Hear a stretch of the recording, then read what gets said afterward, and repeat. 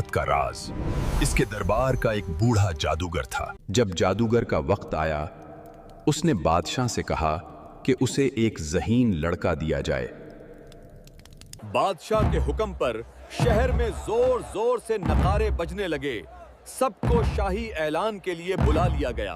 सिपाहियों ने कई बच्चों को आजमाया, मगर किसी को भी पसंद ना किया। आखिरकार एक सिपाही की नजर एक खास लड़के पर जाकर रुक गई। बिलाखिर वो लड़का महल लाया गया और सबके सामने जादूगर के हवाले कर दिया गया।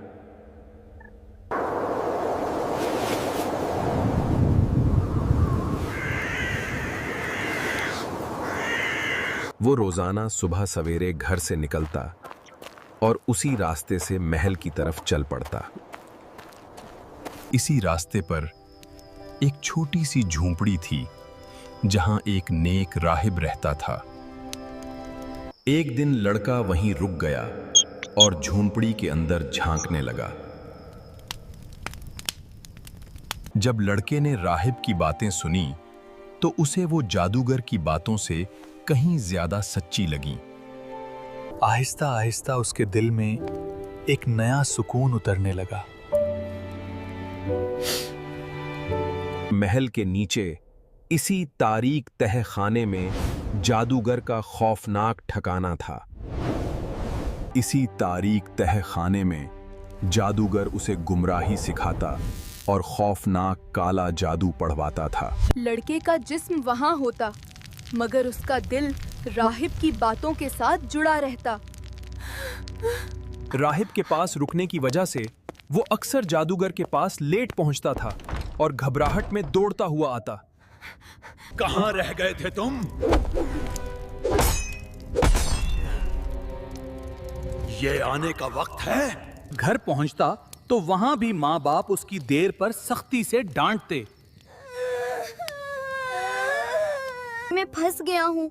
वहाँ देर से जाऊँ तो गुस्सा करते हैं, घर आऊँ तो यहाँ भी डांट पड़ती है। मैं क्या करूँ? बेटा, घबराओ नहीं। जब जादूगर पूछे तो कहना घर वालों ने रोक लिया, और जब घर वाले पूछें तो कहना जादूगर ने रोक लिया। उसने राहिब के मशवरे पर अमल किया और यूं दोनों तरफ की मुश्किल आहिस्ता आहिस्ता आसान हो गई। वक्त गुजरता गया, लड़का बड़ा होता गया और उसका ईमान पहाड़ की तरह मजबूत हो गया। एक दिन एक बहुत बड़े खौफनाक दरिंदे ने लोगों का रास्ता रोक लिया। कोई भी आगे आने की हिम्मत नहीं कर रहा था। सब डर के मारे चट्टानों के पीछे सहमे बैठे थे। तब वो लड़का आगे बढ़ा। उसने दिल में सोचा, आज फैसला करने का वक्त है।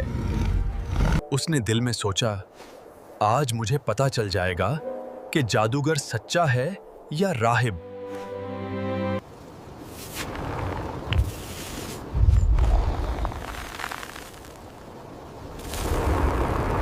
ए अल्लाह, अगर राहिब का मामला तुझे जादूगर से ज्यादा पसंद है तो इस जानवर को मार दे। और उसने पत्थर फेंक दिया।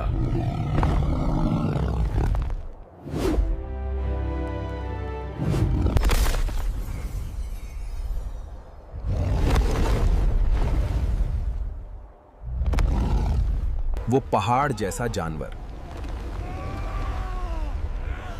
एक छोटे से पत्थर से वहीं ढेर हो गया। लोगों की आंखें हैरत से खुल गईं।